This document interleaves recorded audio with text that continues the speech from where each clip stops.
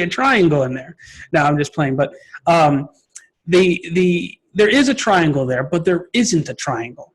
And the reason why is because the only marks in that image are those curves. But when you know how to align a line in the right places, the math takes over and it begins to create things in our imagination that don't exist.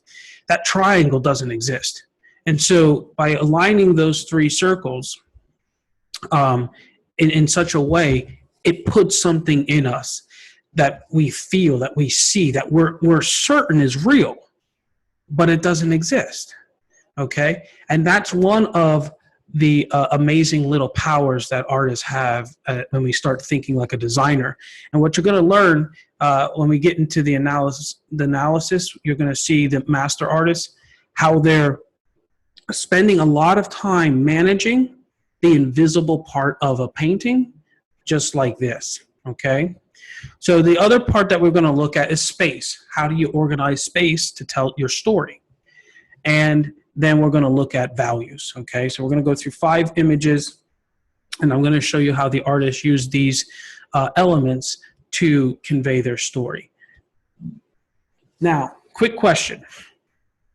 Does anybody know the artist on the right? If you know the artist on the right, type it in the little chat box, okay? The one with the lady Picasso? I would say so. Picasso. Now, does anyone know who the artist on the left is? The one with the little girl reading the book? That's right, Mr. Ari. It is Picasso as well. So, so what's happening here is this painting on the left is actually a painting from Picasso when he was 14 years old. The man in the painting is actually his dad. This is his sister. This painting is called First Communion. The little boy in the back, that's actually Picasso, and that's his mom back there. And his father was an art teacher who taught Picasso how to compose as well as draw. But drawing and designing back in those days were synonymous. They were the same thing. A lot of countries like Portugal will have, or France, they'll have a word for drawing, which is like designo, or very close to that, because design and drawing years and years ago were the same thing. If you knew how to draw, you designed. Nowadays, we kind of separate it. We say, oh, that's drawing and this is design, and those are two different things. So as a child, his father taught him how to compose, how to design. Now, 50 years later, he's doing work like this on the right, and which is absolutely gorgeous. And what I want you to look at is that on both images, if you look at the line work, if you look at the spacing, and you look at the values, they're both masterfully dealt with. He changes the subject, he changes what he's trying to communicate, he changes his style of painting. But as a storyteller and as a designer, he hasn't changed, okay? And what you're going to see is that storytelling, having a message, wanting to share something, and the ability to use our language as artists, and our language is design. Using that language to actually communicate what you want to share with your audience, and that's what Picasso understood. And he could evolve into different styles and through different stages of his life. But he was always a storyteller and always a masterful designer. So again, everything we do comes back to what is our story.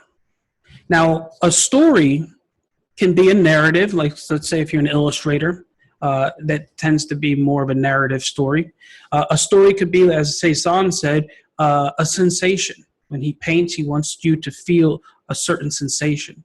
So if your goal is to share a sensation, to tell a story, a narrative story, to make someone feel something, there's an idea that you want to convey, this at the Academy is what we call story, okay?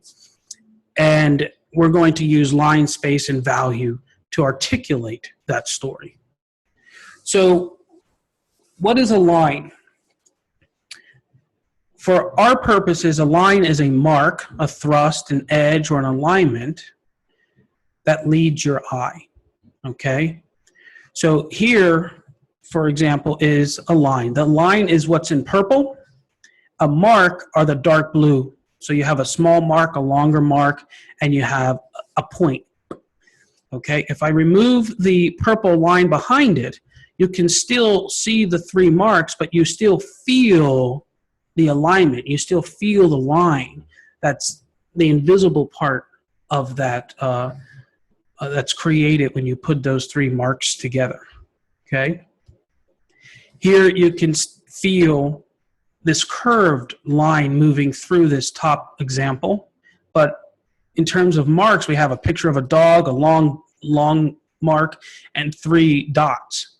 Down here in the middle, again, we have a small dash, a longer dash, and a longer dash, and we also have spaces in between them, and we feel that line. Now, if we take that same graphic and we just shift one of those long marks up, we can feel it breaks, right? And ultimately, we really have two lines there. We have a line that's going underneath and a line that's going over top.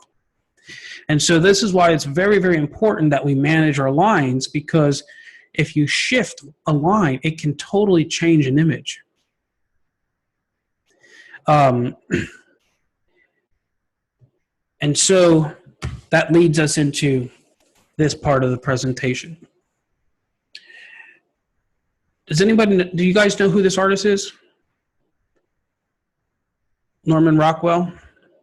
I'm kind of amazed when I ask that nowadays. A lot of, especially younger artists, they're like, Norman who? Right? So exactly. And obviously the Illustrator people knew that.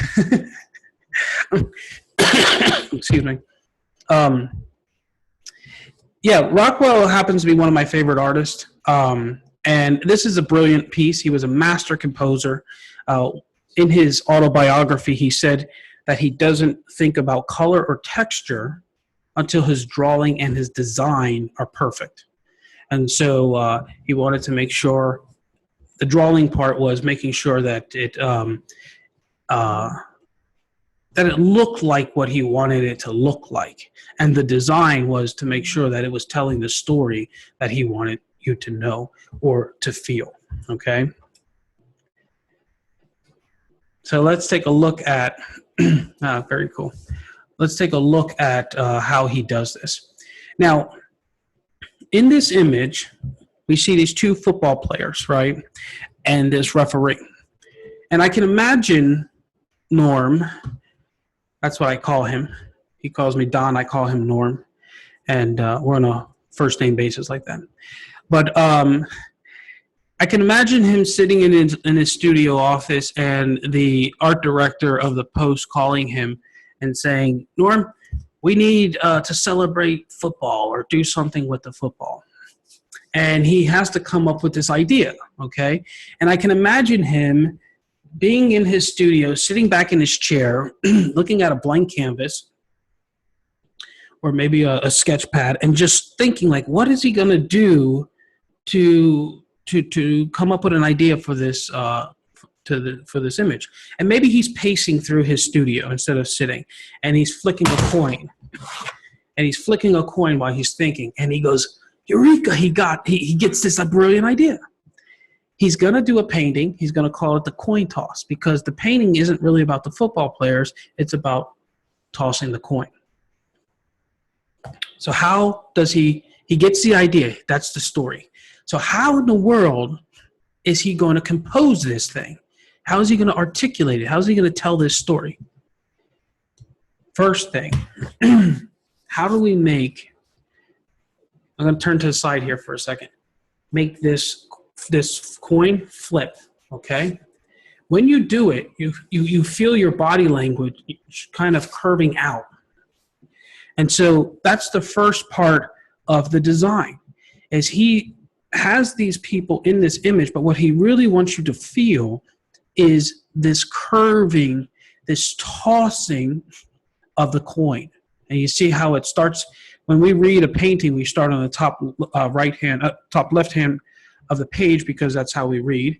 I know we have some people who probably read a little differently. But for Western society, let's say, speaking English, most of those languages, we're going to start at the top left-hand corner. And then we're going to read across and down. And so if we start in the top left, our eye then is swooped over using the figure of the guy on the left, comes up through even the man's belly, the referee's belly, and comes up through the chest and stomach of the player on the right, through his chin, and comes back to the ball. Comes back to the coin. And you can see how he's doing that through the arms, the back. Even look at the trees down in the background, how they basically kind of just bend a little bit to help facilitate the movement of the eye, and then look at the trees on the other side where they kind of bring you back up into the image. So look at that image now and let me know if you see or if you feel the tossing of that coin.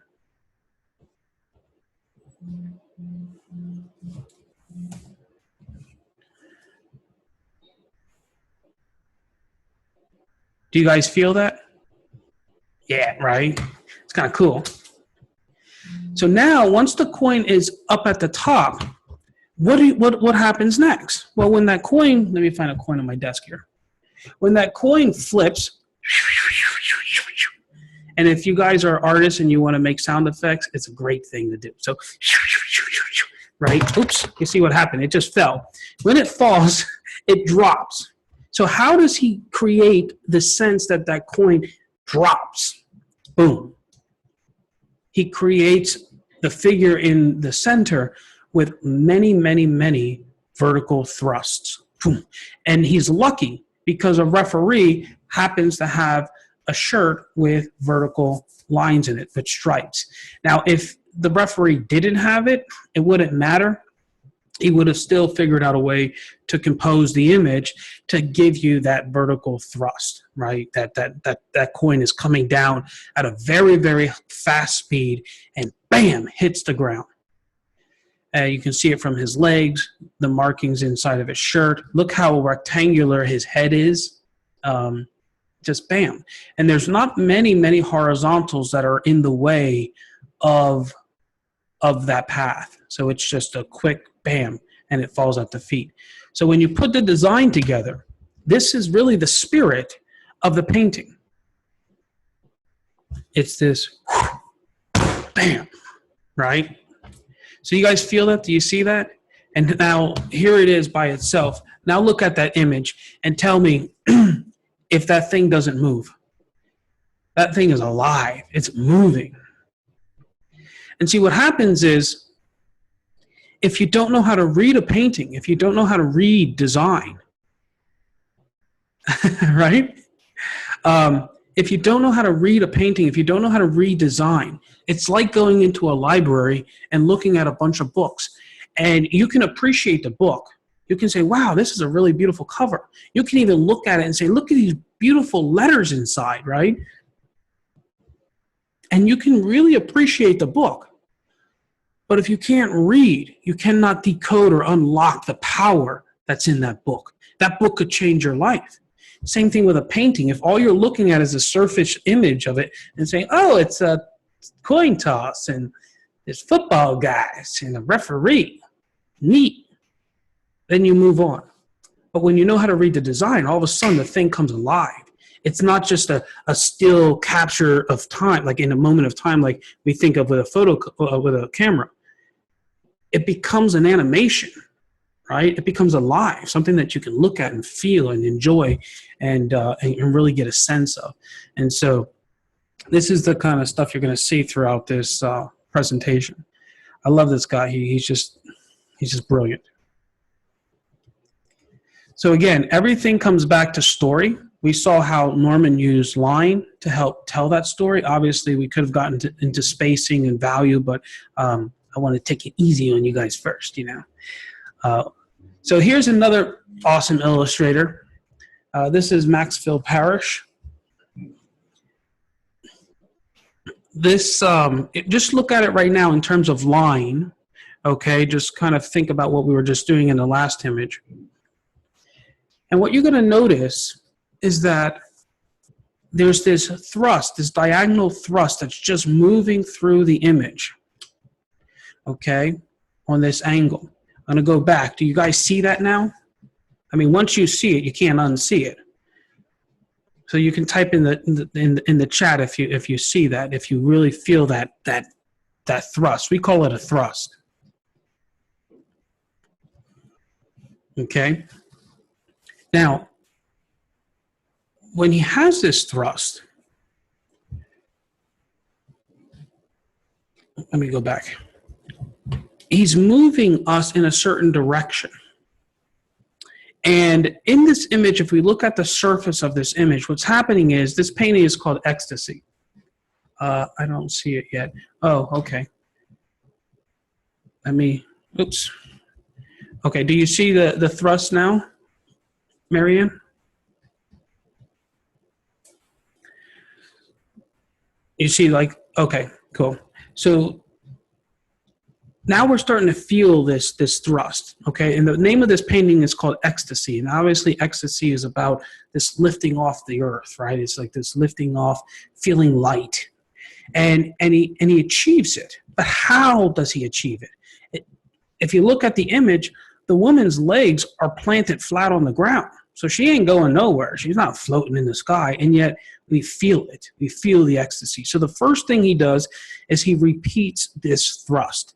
You can see it all the way through everything that he's drawing in here. Now, I want to share how he uses value to help us feel the liftoff, okay? So first, let's talk about what value is. Value is basically the relationship between your lights and your darks in an image.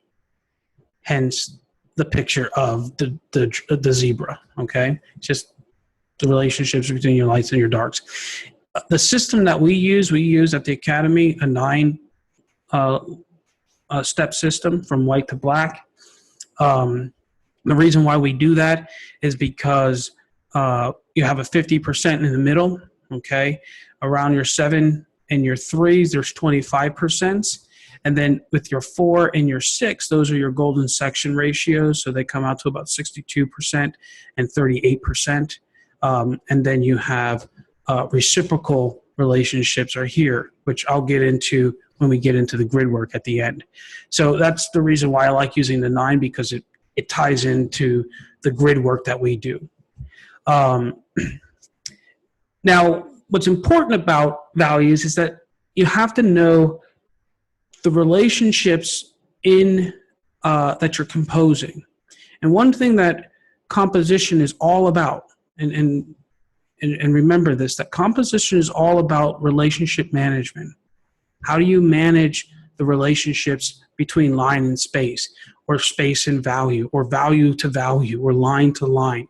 It's all about managing these relationships to win, right? To win at what your story is. So here we have a 50%, a 0, and a 9, high contrast, okay? You can see how the 50 and the white are against this light background and how it differs from when it's against a darker background. Things pop forward, things recede. You can see how these light values over here, these mid-tone values here, they all have different quote-unquote feelings. They all have different, we experience them differently, okay? And so it's important to know how to use them when you're creating a work of art, and it's important to know how to read them when looking at a work of art or reading a work of art. So here is the Parrish painting, the Ecstasy. And what's happening when we look at it in its grays and we get rid of all the color, we begin to see something. What we want to look for are these high points of contrast. So if you squint your eyes a little bit, right, squint your eyes, you'll see a high point of contrast in her hair. She has this darker hair against this light of the clouds, okay? Also, all the way at the top, you can see there's a darkness in the top corner, and then the light, which really creates this dominant thrust. So we come down to the hair, That's a nice contrast. And then as we come down, we see the next high point of contrast is really under her skirt. Now, don't be nervous. We're not looking, okay? It's just that the wind blew, and it's there, okay? Now, as you come down her legs, all of a sudden you see another high point of contrast, right? And what's happening here is using the contrasts. The contrasts create edges, and those edges are lines. And so what's happening is he's pulling our eye up, and then he's pulling it down. You guys see that? And that's causing us to feel that she's floating. She's lifting up off of the ground. Okay? So by bringing this weight down at the bottom, putting it on that angle, moving everything up in the other angle, and using that value shift, because what happens is when you squint your eyes, your eye passes through her legs. You see the value against the background, the value of her legs against the background of the sky and the mountains. It all fades away. And then her feet, which are light, fade into where the highlight comes onto that rock, and then you see that dark contrast in the shadows. So even though you see her feet on the ground, that's not what you feel. You feel her lifting up off of the ground. Now, you may think I had some bad pizza and I'm just making this up. So, come a little closer. He does it again.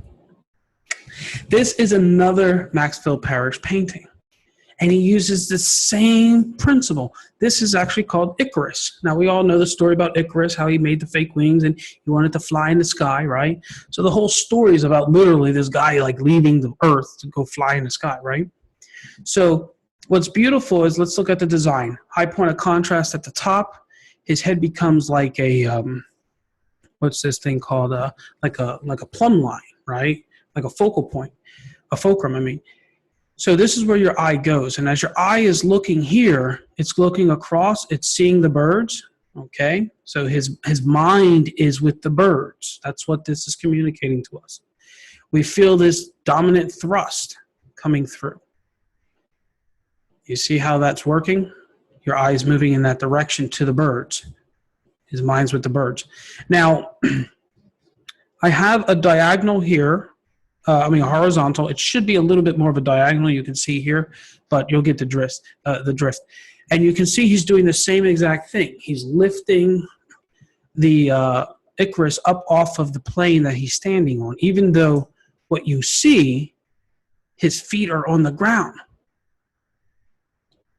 Now,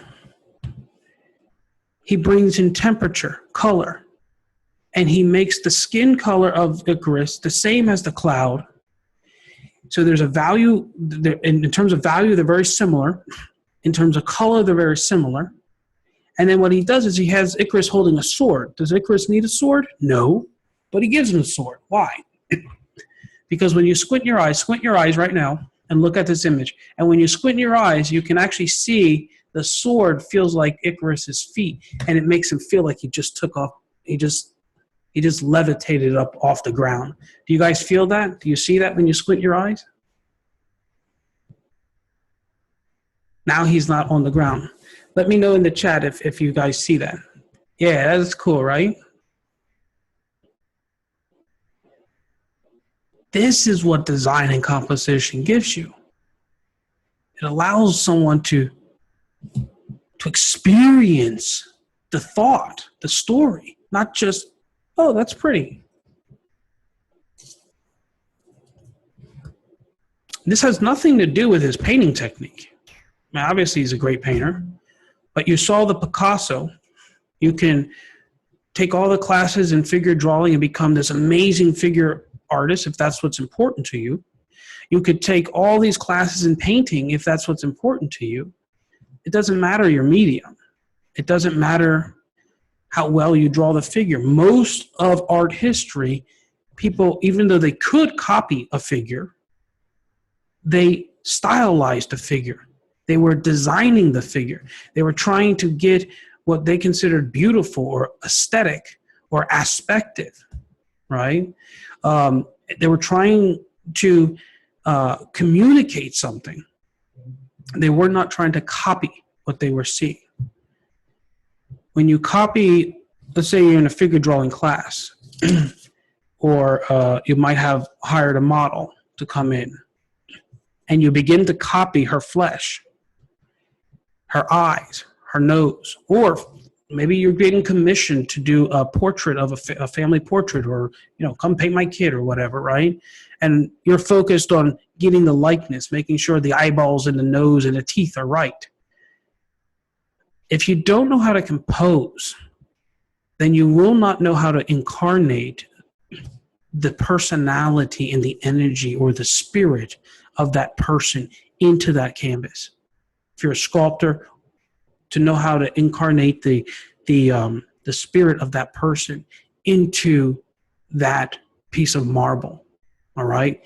So this is what we're doing as designers. We're learning how to communicate invisibility, energy, into line patterns of line and patterns of space and patterns of value that then communicate to us. It triggers in our mind an effect that makes us feel as if we were in the presence of that person, or we were with Icarus and we just squinted our eyes and we took off. Does that make sense?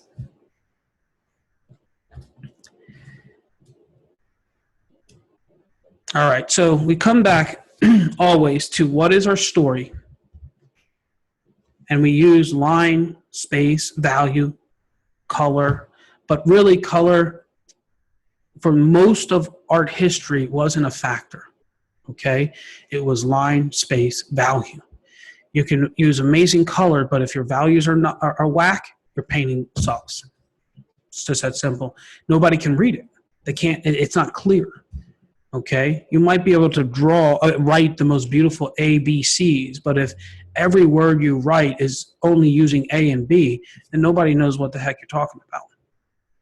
You got to know your vocabulary and what order to put things in, okay? So let's take another look at this painting, at another painting. This one is a Hopper, an Edward Hopper. I really like this one. I had a student who wanted me to do an analysis of this painting. And I wasn't really a big Edward Hopper fan until after I took some time and read this painting. I didn't read about this painting. I read the painting. Oh, cool. Excellent, Ruth. So let me ask you, if we start at the top left and we're reading across, does anybody have any idea why in the world would this master painter, this master composer, put such a high point of contrast? Let me get my little annotation tool. Right here. Any ideas?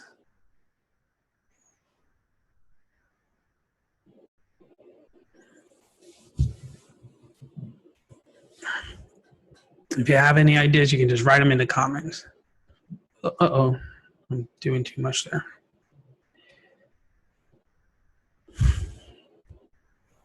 To stop and bring the eye down. Maria, you are a genius.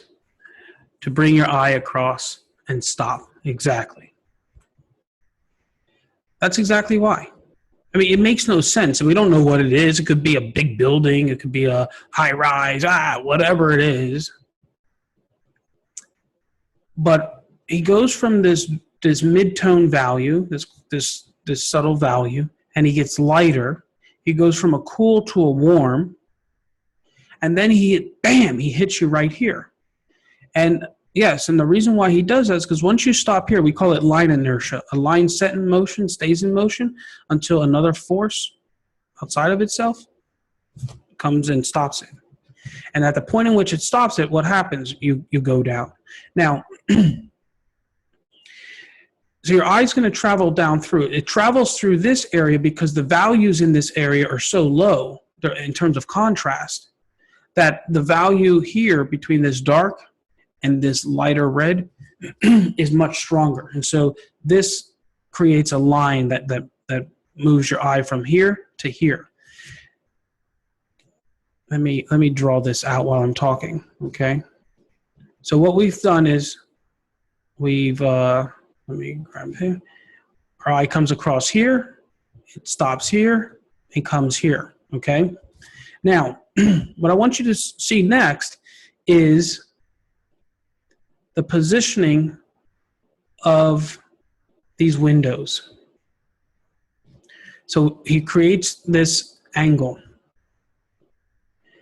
which then comes and ties over here, and then, oops, ties here, okay? You see how the eye now is moving through this section?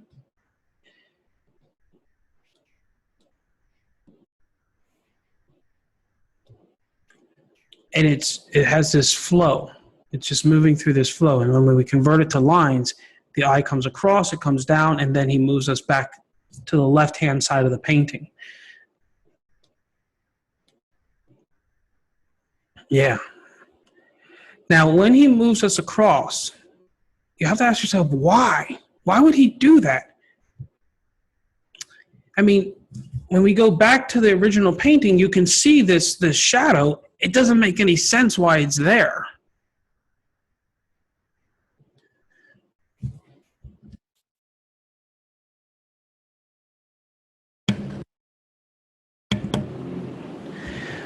And so the eye moves across here, and we can recognize that. Now, what I want you to see next is that this fire hydrant, that this fire pole, I mean this barber's pole, that the awnings here, which you assume are verticals, all of a sudden you realize they're not. They're all leaning back. Do you guys see that? They're all leaning back. And so what's going on in this painting? What's the story? What's the design telling us about the story?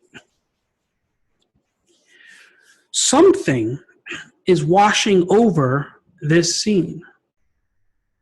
When I looked at this painting and I looked at the design, I said, oh my gosh, this is a painting about worship. Now, there are no people worshiping anything, but the environment, the space, the objects in the space, they're basking in the sun. The name of this painting is Early Sunday Morning. Now, for most people, early Sunday morning, or at least back in this day, maybe not so much today, but back in this day, early Sunday morning was a time where you went to church, okay? And it was a day of worship for people, right? So here, I don't know if this was before they went or after, or while they were there or what, but at this specific moment, there are no people. They're either still sleeping or they're off to church. And the environment is in this state of just basking in the sun. Now, we don't know if it's the sun or what, but whatever the light is, there's this light that's just washing over them. And it's a very calming experience.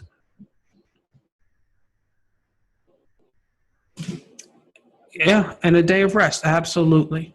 Absolutely. That's right. I just want you guys to look at this and just feel the difference.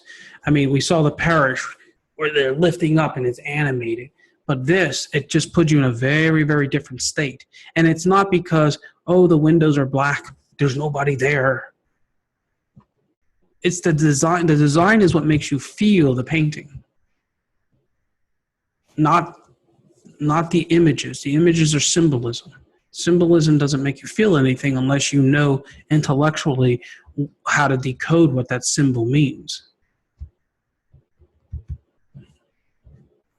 But the design, you could take the same design and make these a bush and a tree and this a mountain, and it would still make you feel at rest. It would still make you feel a sense of worship or reverence. It could be a kid and a mom walking through a grocery store. But if the design is the same, you're still going to feel that.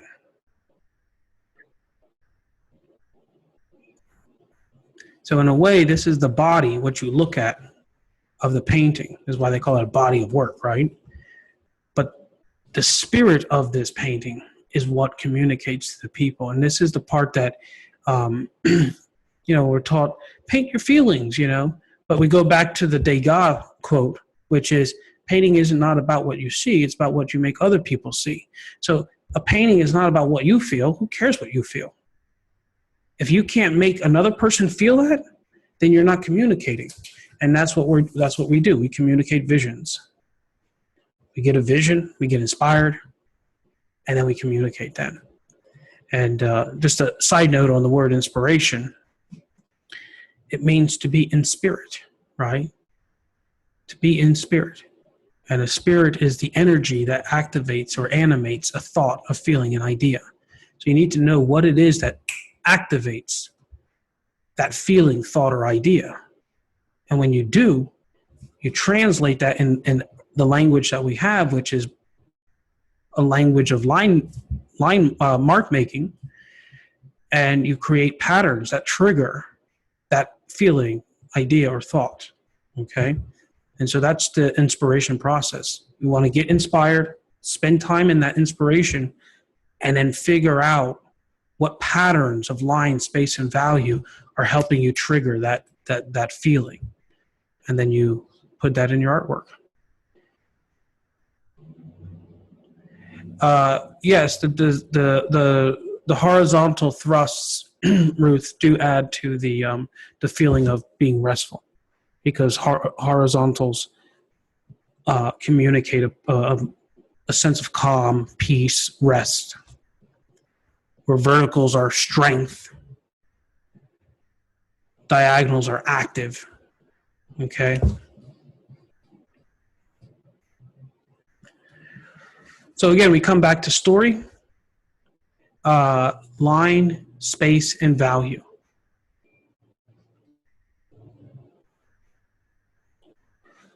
So we're going to get into this image. This image, I'm going to break down the line work. I'm going to break down the value work and the space for you. Okay. This is a painting by Emile Friant. Assuming he was a French artist. This painting is called All Saints Day. It's one of my favorite paintings because I really do like the story that it tells and the way that Emile composed it. So the first thing we want to look at when we're looking at this design is we're going to feel for its design. We can say, okay, well, there's this guy and these ladies, and they're carrying flowers, and obviously they're going to the church to celebrate this All Saints Day. And here's this poor guy sitting on a chair, and with all of these people that walk by him, look at the crowds of people, and they're just coming in. He's just overflowing with wealth. Oh, wait, maybe he's not. But anyways, when we see the curve of these ladies in the back, it comes up, our eye moves up through there. You can see how it's hitting the top of the trees here. And it comes down here, and there's a dark value. It's a cool dark value against a lighter warm value, or a lighter value, a darker value, a cool temperature, a warm temperature. So there's a juxtaposition which creates an edge, and our eye picks that up. We can see down here, he vignettes this area down in here, which then again gives us this nice curve, which curves around and brings us back to this high point of contrast, which is that little tin can where he receives some coinage.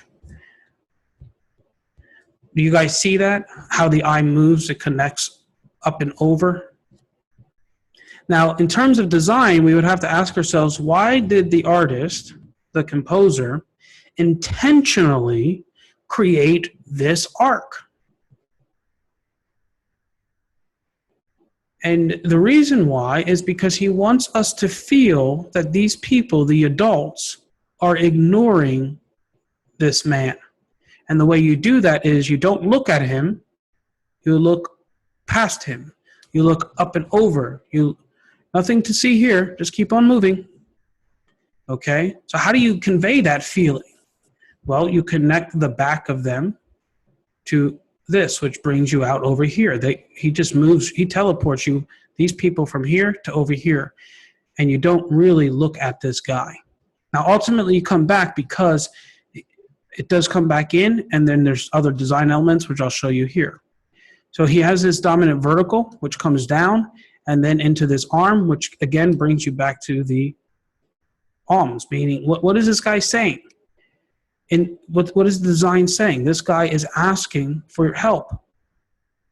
These adults here are just moving past. Now, the little girl, she has an arm extended, which is not an arm, but a diagonal. And that diagonal is pointing not to his money, but where? To his face, to his humanity. Not to his need, but to his humanity. The dark contrast of this black area back here and this light area come down, creates a diagonal, bringing us to, again, to his face. This horizontal, which is our dominant horizontal, coming through, coming to his face.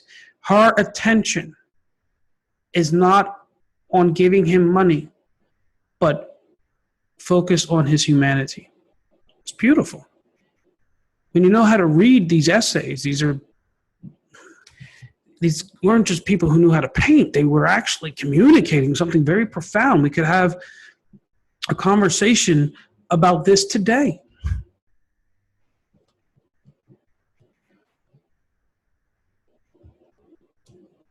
So we've talked about line, we've talked about values. Excuse me. Now we're going to talk about space. So what is space? In all of its complexity, space is everything that's not a line.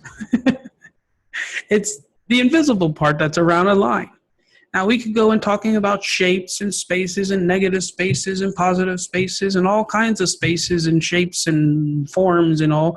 But at the end of the day, you're dealing with two things, a line in space. So if there's a mark there, everything that doesn't have a mark is a line. Is a space. Make sense? I know it's pretty simple. So when we're dealing with space, we're dealing with what we call the concept of the box in X, okay? We have a box, and inside every box, there is an X, okay? But I don't want to talk too much about that at this time. What I want to share with you is that every rectangle,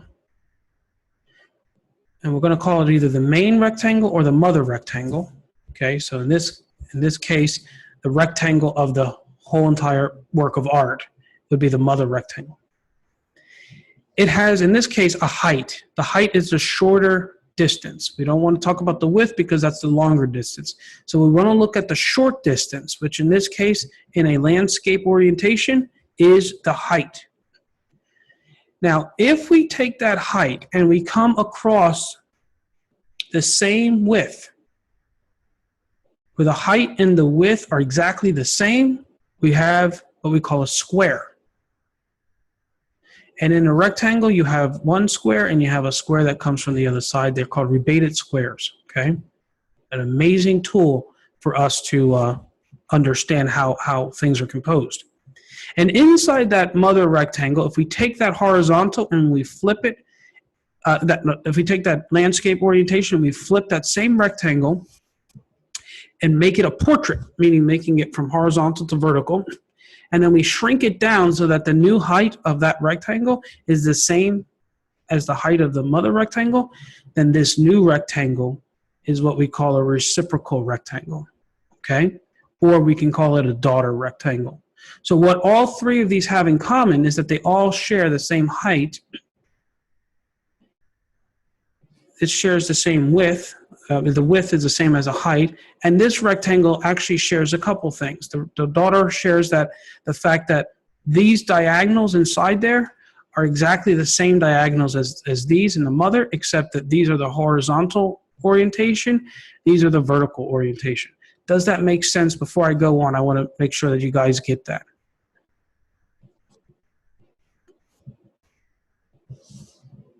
Okay.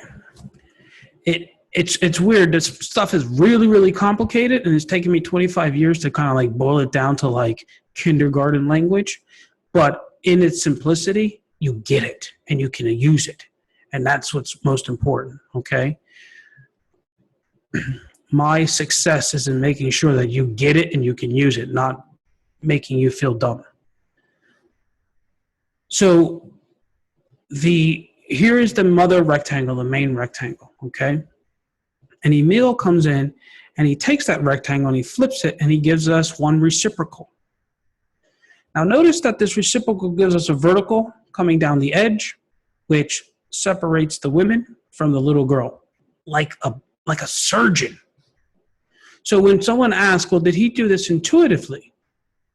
Would you like a surgeon to operate on you intuitively or intentionally? That's a surgeon's cut. Now, if he takes this same exact measurement, which is the math behind making the piece work, and he repeats it, he comes the other direction, boom, another dominant vertical, another massive important vertical comes right through her hand and locks the little girl right inside the middle of that composition. It takes the adults and puts them on one side, and inside of this triangle over here, you have this man. Brilliant. I like how he puts them in this triangle, making a space. Like these are all connected. Everybody here is connected. All the people over here are connected. He's separate. So for you to give and to love and to share humanity with this human, you have to make a journey. You have to actually make an effort. To give to these people is not an effort. You're a one. I like how he makes them in brown and everybody else is in black. Now, I want to, give me 1 second.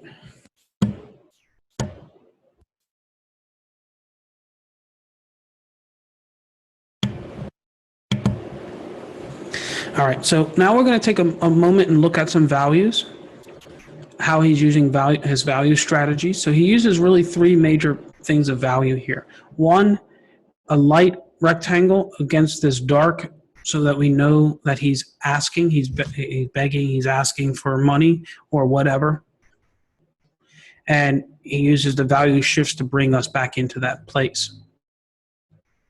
The second thing of value is using this dark against this light, again, to bring us to him. He's using this value shift, again, to create a horizontal to bring us to the man.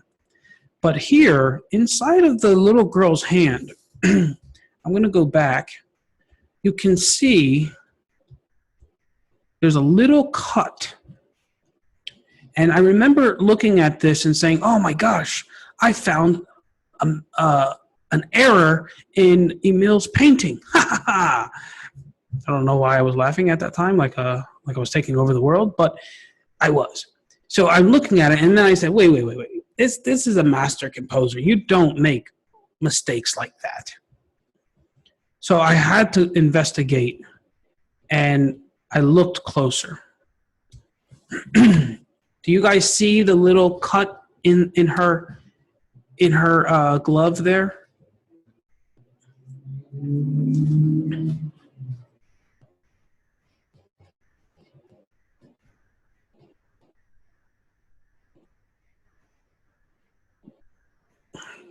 Yeah. She's holding something. Ari asked if it was a coin. Now, it's interesting because we have to think about the time in which this was in. Would little girls be walking around with coins? Maybe, but I doubt it. So what does she have? It's not a coin, Ari. So what happens is when you look really, really carefully, and maybe this painting is a little dirty, maybe you could actually see it better in the original painting. But you'll see above her hand, right in this area, this is a green, right? It's a cool background. But there's something here that's actually warm. It's the same exact value as the background, so it's hidden. And what it is, here's the shape.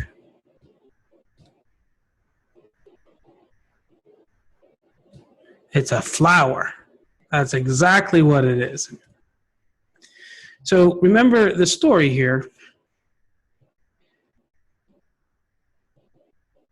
Here are bouquets of flowers. All of these people are bringing flowers to the church on All Saints' Day, which is basically to celebrate a bunch of dead people. Now, what's beautiful, it's a little red flower. So it's not this lady's flower. There are no plants laying around. So this little girl takes from her mother, or whoever this lady is, takes that flower and then goes and gives it to this man. That's that's a pretty profound painting.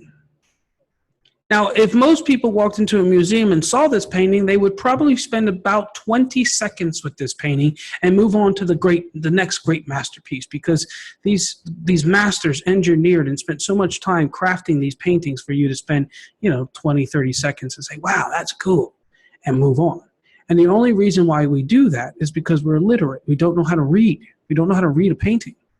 You can easily spend an hour on one painting, 40 minutes, analyzing and reading and getting into the amazing story and meaning behind a painting without knowing its context and history or its religious connotations or what the artist liked to eat for dinner on Friday nights. We don't need to know all of that stuff. That's art history. That's really kind of more history and no art.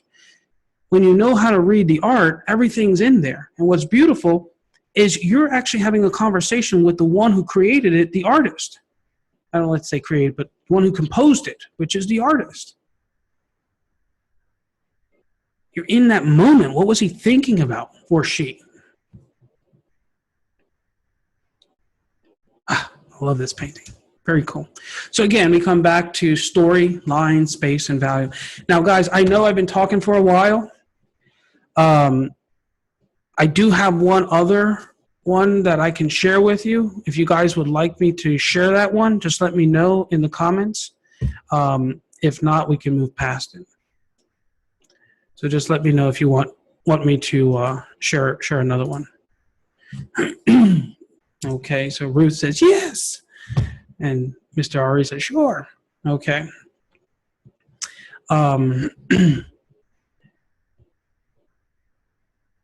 Jamie, I can see you smiling.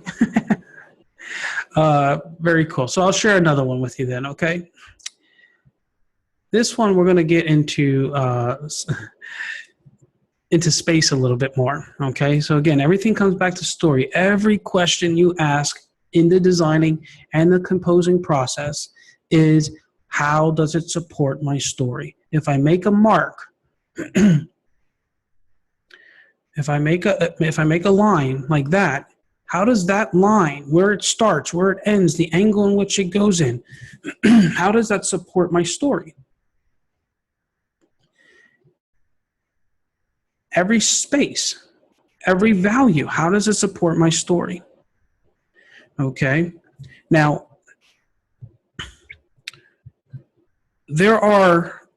inside of every rectangle, there are two angles, main angles that go from each corner, okay? The one that goes from the left to the bottom, the top left to the bottom right, we call it a sinister angle. Now, in Italian, I think it's called, oh darn it, I can't say it anymore. But sinister in Italian means left, okay? So that means it's the left angle. But for us, sinister creates an emotion in an image. It creates a moment of sacredness, of secretiveness, something that you want, you're not, that you can see, but you're not really sure you're supposed to see. Okay? If we go the opposite direction, this is the Baroque angle. And the Baroque invites you in.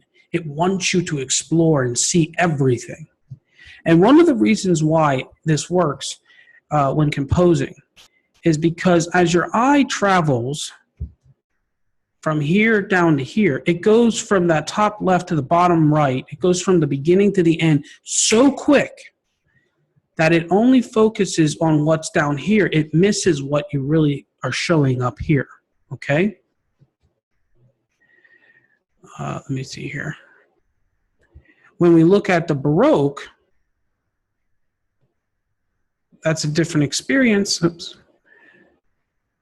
And what happens here is because we start at the top and our eye moves down, we've seen this, then we're brought up through.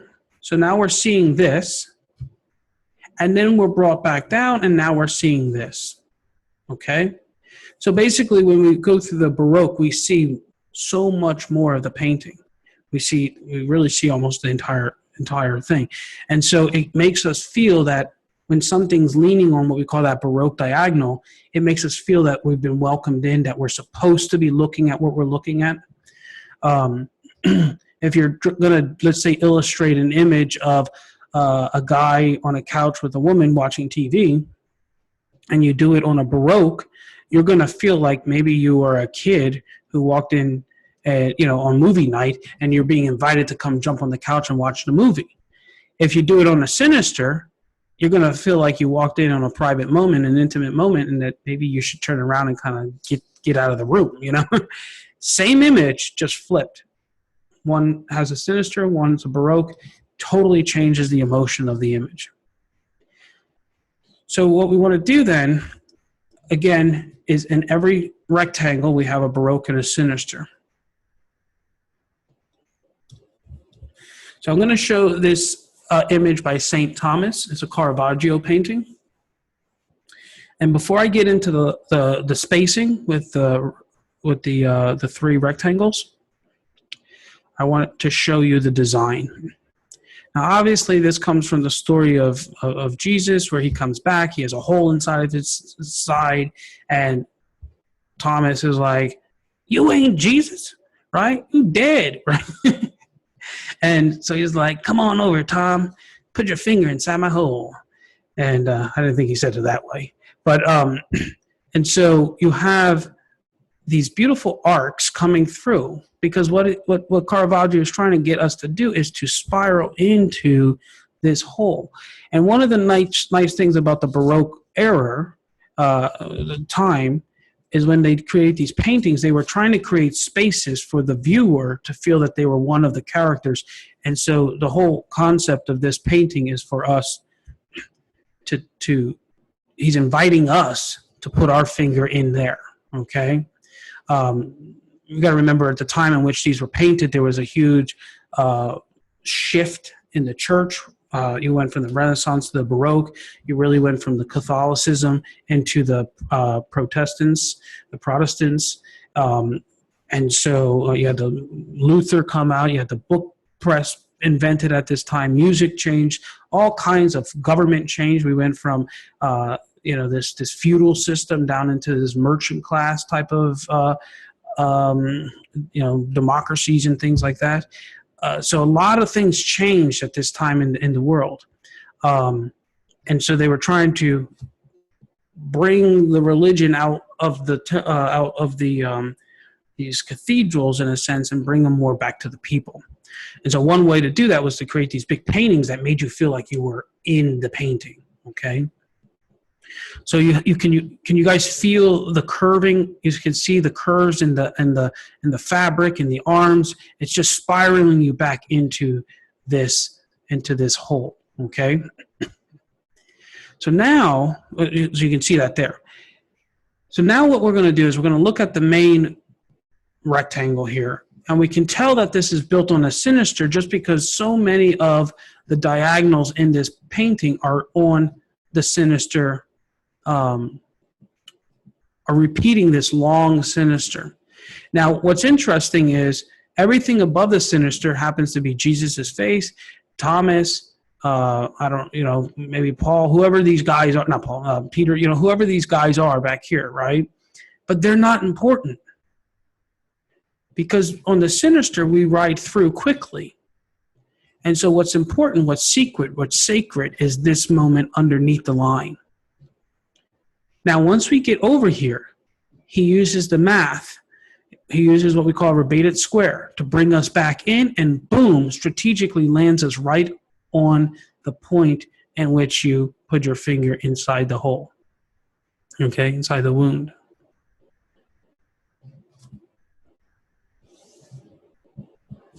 Yeah, the movement is cool.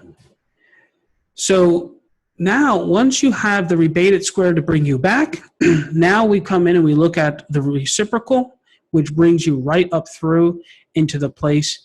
And this reciprocal is a strong Baroque, which a Baroque welcomes you in, invites you in. And so that's what's happening here. We're being invited in to put our finger in that hole along with Thomas. And so when you bring the three together, this is the line strategy, the spacing strategy that he's using, which is to keep the main characters out of our view, because that's not what's important. What's important is the hands, and there's three hands, and then you get to be the fourth hand, which is right in here, okay? And so you're brought back in on that rebated square, and then you're brought into that reciprocal. And then that's it. That basically is the painting and the way that he's designing it. Now, you can go deeper, but we're not going to go there in terms of design. I just wanted to share how you can use, how you can break up a rectangle to help guide your story. All right? And again, everything comes back to space, line, story, comes back to story, line, space, and value. Now, let me ask you guys, do you guys have any questions? I'll open it up. I will unmute you, okay? Let me go ahead and